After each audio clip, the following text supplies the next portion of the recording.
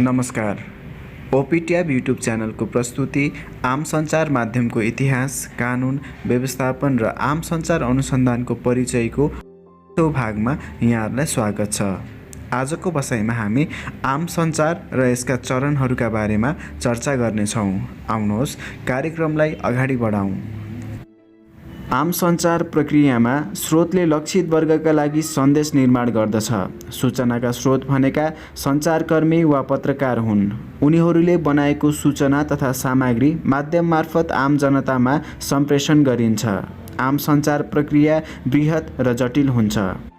आम सञ्चार प्रक्रिया सफल हुन यसले चरणहरू पार गरेको हुनुपर्छ। आम सञ्चार प्रक्रियामा मुख्यतया निम्न चरणहरू हुन्छन्। नम्बर 1 मा स्रोत, जसलाई अङ्ग्रेजीमा सोर्स पनि भनिन्छ। नम्बर 2 मा सन्देश, जसलाई मेसेज अथवा कन्टेन्ट पनि भनिन्छ। नम्बर 3 मा माध्यम, जसलाई अङ्ग्रेजीमा च्यानल भनिन्छ भने नम्बर 4 मा प्रापक, जसलाई रिसिभर भनिन्छ र अन्तिममा प्रतिक्रिया, जसलाई इफेक्ट वा फिडब्याक पनि भनिन्छ। कतिपय सन्दर्भमा सञ्चार प्रक्रियालाई नै आम सञ्चार प्रक्रियाका रूपमा बुझिएको पाइन्छ, तर यी दुई अवधारणा बीच निकै ठुलो भिन्नता पाइन्छ। सञ्चार प्रक्रिया एउटा बृहत अवधारणा हो भने आम सञ्चार प्रक्रियाभित्रको एउटा पाटो मात्र हो। सञ्चारका विभिन्न तहहरूमध्ये सबैभन्दा विशाल तह चाहिँ आम सञ्चार हो। यसबाहेक सञ्चारका तहहरूमा निम्न सञ्चारहरू पर्दछन्, जसलाई सञ्चारका किसिम पनि भनिन्छ। नम्बर 1 मा अन्तर्मुखी सञ्चार, जसलाई अङ्ग्रेजीमा इन्ट्रापर्सनल कम्युनिकेसन भनिन्छ। नम्बर 2 मा अन्तर्वैयक्तिक सञ्चार, जसलाई इन्टरपर्सनल कम्युनिकेसन भनिन्छ। नम्बर 3 मा समूह सञ्चार, जसलाई ग्रुप कम्युनिकेसन भनिन्छ भने नम्बर 4 मा सङ्गठन सञ्चार, जसलाई अर्गनाइजेसनल कम्युनिकेसन पनि भनिन्छ। मानव समाजको विकाससँगै एकजना व्यक्तिले आफ्नो सन्देशलाई असीमित व्यक्तिसम्म पुर्याउने माध्यमको विकासबाट नै आम सञ्चारको उदय भएको हो। एकभन्दा बढी असीमित जनसमुदायका लागि कुनै माध्यमको सहायताद्वारा कुनै पनि विषयवस्तुलाई सन्देशको रूपमा प्रसारण वा प्रक्षेपण गरिन्छ भने यस्तो प्रक्रियालाई आम सञ्चार भनिन्छ। सञ्चार माध्यमद्वारा गरिने सूचना, विचार र मनोरञ्जनको व्यापक वितरण वा विस्तार नै आम सञ्चार हो। आम सञ्चारका मुख्य चरणहरूको व्याख्या यस प्रकार गरिएको छ। नम्बर 1 मा स्रोत, जसलाई अङ्ग्रेजीमा सोर्स पनि भनिन्छ। यसलाई सञ्चारकर्मी वा प्रेषक पनि भनिन्छ। सञ्चार प्रक्रियाको लागि पहिलो आवश्यक तत्त्व स्रोत हो। स्रोत बिना सञ्चार प्रक्रिया प्रारम्भ हुँदैन। मानवभित्र अनेकौँ संवेगात्मक भावहरू एकीकृत भएर रहेका हुन्छन्। यिनले कुनै न कुनै रूपमा प्रस्फुटन चाहन्छन्, अर्थात् मानिसभित्रबाट जब भावले सक्रियता बढाउँदछ त्यो सञ्चार श्रमको रूपमा अभिव्यक्ति हुन पुग्छ। फलस्वरूप सञ्चार प्रक्रिया सुरु हुन्छ। सञ्चार एक प्रकारको श्रम हो।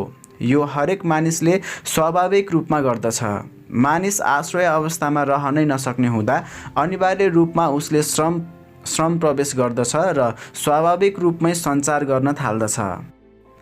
सञ्चार प्रक्रियामा प्रेसका रूपमा व्यक्ति, समूह तथा संस्था समेत हुन सक्छन्। यसरी स्रोतबाट सञ्चारकर्मी वा प्रेषकले अव्यक्त अवस्थामा रहेको सूचनालाई व्यक्त अवस्थामा रूपान्तरण गरी सञ्चार प्रक्रियाको सुरुवात गराउँदछ। यदि प्रेषक नहुने हो भने सञ्चार प्रक्रिया वा आम सञ्चार प्रक्रिया दुवै सम्भव हुने थिएनन्। आम सञ्चारलाई अश्रमिकबाट श्रमिक बनाउने काम प्रेषकले गरेको हो। यसैगरी नम्बर 2 मा सन्देश, जसलाई अङ्ग्रेजीमा मेसेज पनि भनिन्छ। जब सञ्चार प्रक्रियामा सूचनाले श्रम गर्न थाल्दछ तब सञ्चार सक्रिय तथा चक्रिय दुवै हुन पुग्दछ।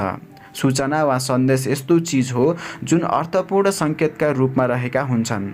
प्रेषकले सङ्केत गरेको तत्त्व नै वास्तवमा सन्देश हो। सन्देश दुई प्रकारका हुन्छन्, शाब्दिक र गैर शाब्दिक। सञ्चार माध्यममा प्रकाशन प्रसारण हुने सबै सामग्रीहरू सन्देश हुन्। यसैगरी नम्बर 3 मा माध्यम, जसलाई अङ्ग्रेजीमा च्यानल भनिन्छ। कुनै पनि माध्यम बिना सञ्चार प्रक्रिया सम्पन्न हुँदैन। प्रेषकले पठाएको सन्देश प्रापकसम्म पुग्नका लागि माध्यमको अनिवार्य आवश्यकता रहन्छ। जुन साधनद्वारा प्रेषकले पठाएको सन्देश प्रापकसम्म पुग्दछ त्यो साधन नै माध्यम हो। मानिसले प्राकृतिक रूपमा 5 इन्द्रिय मार्फत सञ्चार गरिरहेको हुन्छ। आम सञ्चारका सन्दर्भमा माध्यम निम्न प्रकारका हुन्छन्: छापा माध्यम, विद्युतीय माध्यम र अनलाइन माध्यम। आम सञ्चार माध्यमबाट सञ्चारकर्मीले पठाएको सन्देश एकैपटक एकै समयमा ठुलो जनसमुदाय समक्ष पुग्ने गर्दछ। माध्यमले सञ्चारकर्मी र आम पाठक, आम श्रोता तथा आम दर्शकबीच पुलको काम गर्दछ। यसैगरी नम्बर 4 मा प्रापक रहेको छ, जसलाई अङ्ग्रेजीमा रिसिभर भनिन्छ। एकरेखीय सञ्चारमा यदि सञ्चारलाई हेर्ने हो भने प्रापक सबैभन्दा अन्तिम बिन्दु हुन पुग्दछ। प्रेषकले जसका लागि सन्देश निर्माण गरेर पठाएको हुन्छ त्यो नै प्रापक हो। यदि प्रापक नहुने हो भने सञ्चार नै हुने थिएन। आम सञ्चारका सन्दर्भमा जसका लागि सञ्चारकर्मीहरूले सूचना वा सन्देशको निर्माण गरेको हुन्छन् त्यही पक्ष नै वास्तवमा प्रापक हो। प्रापकका रूपमा एकजना व्यक्ति, संस्था वा ठुलो समूह हुन सक्छन्। पाठक, श्रोता, दर्शक आदि प्रापक अन्तर्गत पर्दछन्। र अन्तिममा प्रतिक्रिया, जसलाई अङ्ग्रेजीमा फिडब्याक पनि भनिन्छ। आम सञ्चार साधनको उपभोग गरेपछि त्यसबारे उपभोक्ताले दिने प्रतिक्रिया निकै महत्त्वपूर्ण हुन्छ। आम सञ्चार प्रक्रियाको अन्तिम चरणमा सन्देश प्राप्त गर्ने श्रोता वा पाठक वा दर्शकबाट प्रतिक्रिया लिने कार्य गरिन्छ।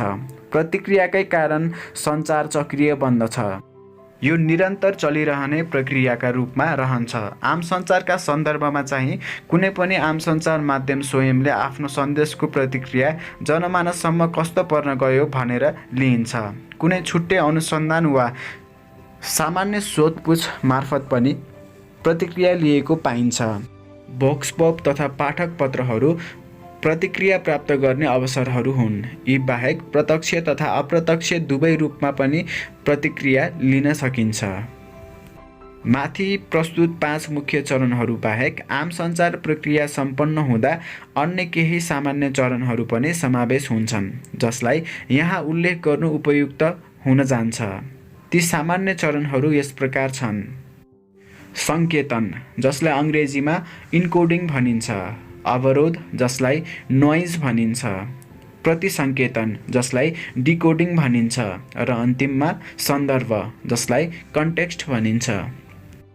श्रोताहरू, आजको बसाइमा हामीले आम सञ्चार र यसका चरणहरूका बारेमा चर्चा गऱ्यौँ।